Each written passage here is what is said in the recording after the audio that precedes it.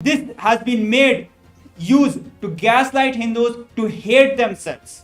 This is much bigger than killing a person. It is first killing the person and making him hate himself, which is such a big damage. Like this, they dismantled the unity of the whole Hindu civilization. When the Hindus got dismantled, they took away the sovereignty and broke the nation. They broke the 56 Hindu nation into fragments. Of course, these are our history. But what is happening today? See, the KAILASA is the most vulnerable to all the decisions. They have attacked. They are the most victim for this decision. Today, KAILASA stands, the Supreme Pontiff of Hinduism, stands for the revival of all these ancient, enlightened Hindu civilization nations. By this, however, this Hindu mystic media elements narrative states that KAILASA is a cult and is a fictional nation. By uttering this, it is fundamentally violating the fundamental rights of the 2 billion Hindu diasporas. By stating a nation fictions, it is removing their fundamental rights of the 2 billion Hindu diasporas. In fact, the CTA, the Criminal Tribes Act, is no more applied to individuals or communities. It is now being applied to the nation of KAILASA by calling it as a cult. Just because of the practice of Hinduism, just because of revival of Hinduism, just because we are the indigenous Hindus reviving the true glory of Sanatana Hindu Dharma, they call us a cult. Is this not shameful? Are they not ashamed? This is what is racism. This is what is xenophobia. None of which exists in Hinduism. How can racism exist in Hinduism? Let us see what this report has to tell about this. Shame on the anti-Hindu medias and shame on the yellow medias, because they never stood for the truths. They always been influenced by the deep state elements who fed them with all their money, political influence, and they have continuously attacked all the Hindus, Hindu gurus who stood for the Hinduism. So what is the main reason for the attacks of the Supreme Pontiff of Hinduism? Because he stood for Hinduism. He stood for reviving a sovereign Hindu nation. Now let us understand what was lost and how much was lost. We see the destruction. Let me read the report for you.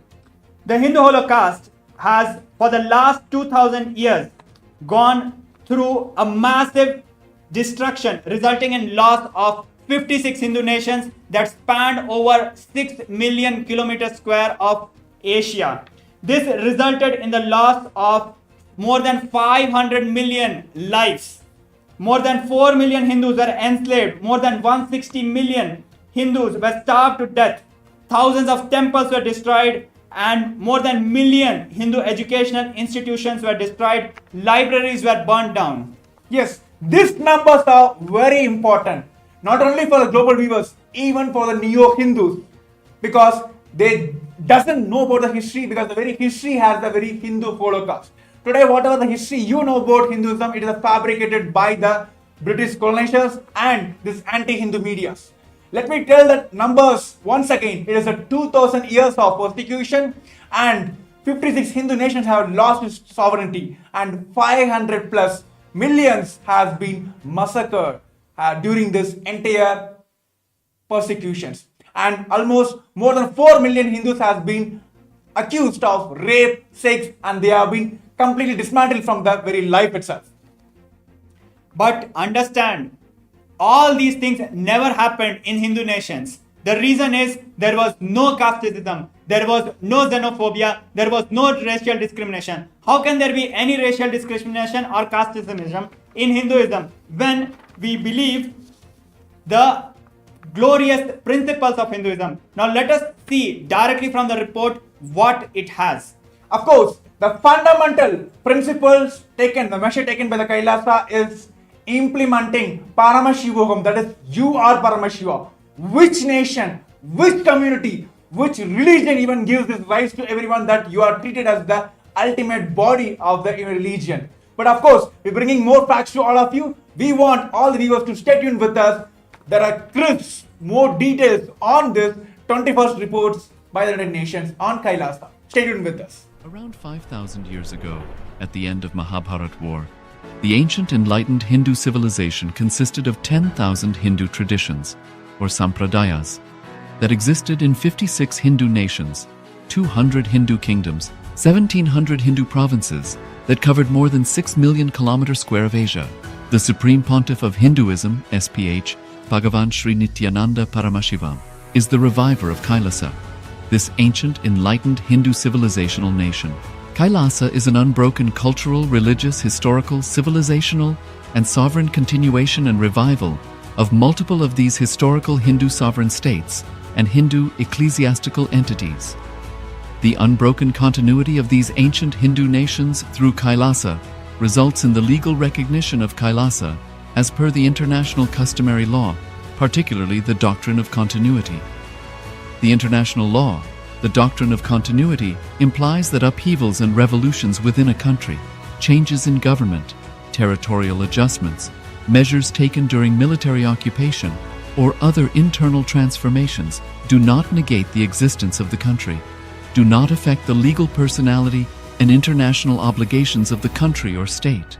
The Vienna Convention on Succession of States in respect of treaties, 1978, addresses these principles of the doctrine of continuity as it outlines international law during situation of state succession or continuation. International law recognizes a state's legal personality by recognizing its identity. This perspective extends even during the period when the given state or country is annexed or occupied by a foreign power. Even in such cases, the legal personality of the state is considered to persist, enabling its subsequent re-establishment. Historical examples dating back to the 18th century include cases like Portugal and Genoa that were re-established after the Vienna Congress of 1815. More recent examples include countries such as Poland, Ethiopia, Czechoslovakia, Albania, and Austria that were re-established after World War II. Even when a nation is deprived of its territory, the nation continues to exist. Its sovereignty and international legal personality continues to persist. The Dalai Lama, as the spiritual and temporal leader of Tibet, exemplifies this principle. In 1959, the Dalai Lama was exiled and forced to flee. Despite the challenges faced, the Dalai Lama continues to advocate for the preservation of Tibetan culture and garners worldwide support for Tibetan autonomy on the global stage. Similarly, from 1309 to 1376, the Pope of Catholicism had been in exile in Avignon. Despite this, he was recognized as the head of state as well as head of the church and given full privileges of the position after their return to Rome. Even in 1861, much of the papal territories had been lost, leaving the Pope with no sovereign territory. The last segment we have spoken about the 6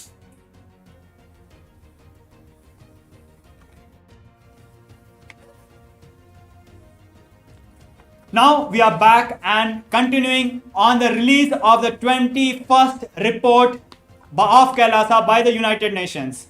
So we have been going through the persecution that the Hindus have gone through in the last 2000 years and particularly in the last 200 years. We understand that more than 6 million kilometers square of sovereign territory was lost. We understand 56 Hindu nations were lost. We understand 500 million Hindus were killed.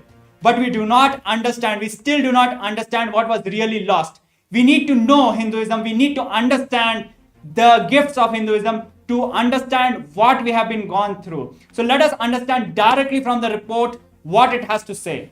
Yes, the very fundamental reason why KAILASA exists, why KAILASA has to be revived, is to tell the world that humanity, the superconscious breakthrough, is available for the humanities. And here are the policies and the measures taken by the Supreme Pontiff of Hinduism and KAILASA to eradicate the racism from the entire humanity, not just from the Hinduism, from the entire humanity. The first principle is Vasudhaiva Kutumbakam. The whole world is my family. When you bring this policy in your country, how a wars can be induced between countries and countries? So let us understand by this principle. Many of us know Vasudhaiva Kutumbakam means whole world is my family. But we need to understand the word itself, the Sanskrit word.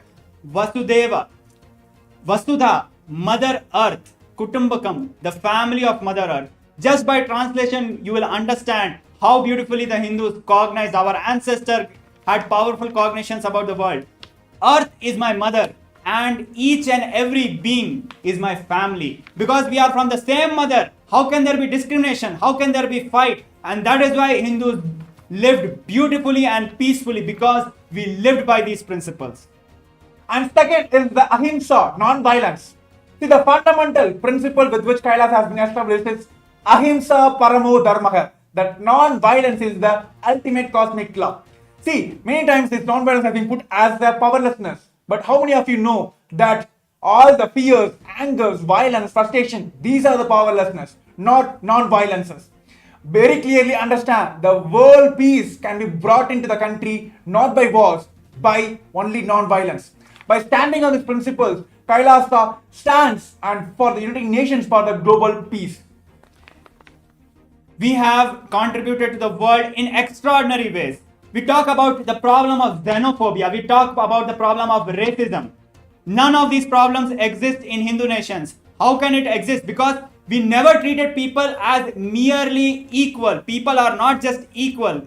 Today, the human rights treats all people as equal, whereas Hinduism teaches us people are divine. Everyone is divine. It is much higher and powerful cognition compared to all people equal.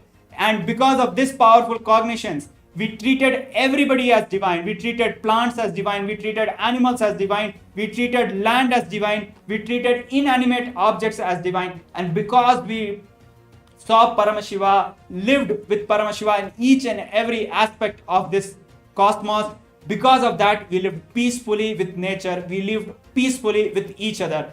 These are the gifts of Hinduism which have been lost when the 56 Hindu nations were lost. And today we are speaking about the racism. Of course, it is not just in Hinduism. The entire world faces the racism all around the world. But what is the solution Kailasa is giving? What is the solution Hinduism is giving is Advaita. The only experience, only principle which belongs to Hinduism is Advaita. How many of you know that Hindus have fundamentally rooted in the Advaita, oneness with the entire world, entire universe? Then where comes the racism? And when we understand the destruction by the caste system, it might look superficial. But when we look at this reality, it is not just the territory was lost. It is not just the community was lost. It is not just the unity was lost. It is not just the principles were lost. It is not just the quality of life was lost. The entire ecosystem which beautifully lived, beautifully and happily lived and contributed